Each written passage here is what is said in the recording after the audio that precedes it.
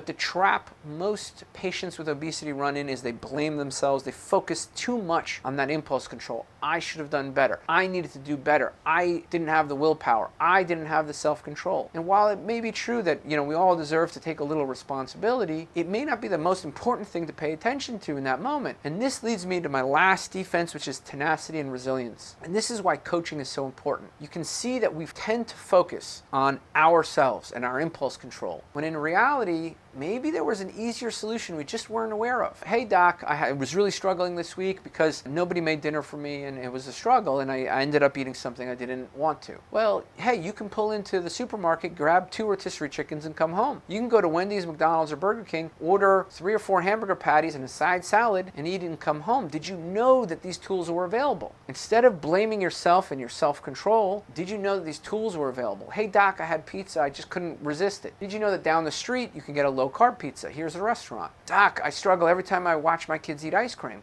Well, did you know we can help you with low-carb versions? Or maybe you can do what I do. I throw some ice in a blender with 2 scoops of chocolate protein powder and I have myself a low-carb milkshake. Did you know you had some other tool available that wasn't just your impulse control? And this is where the weekly coaching comes into play. Sometimes we're not the best judges of ourselves. And when we have a little bit of tenacity and a little bit of resilience, sharing our vulnerabilities with a team whose goal it is to help you, to help us, when we have that tenacity to evaluate what was hard and what was easy and how to make things easier and how to address those hardships, when we have somebody that's looking beyond just blaming yourself and your self-control and your willpower, when you have somebody that's going to offer a tool outside of what we're focusing on, maybe sometimes there's that simple solution that we weren't quite aware of. And that's the last defense: tenacity and resilience. Never give up.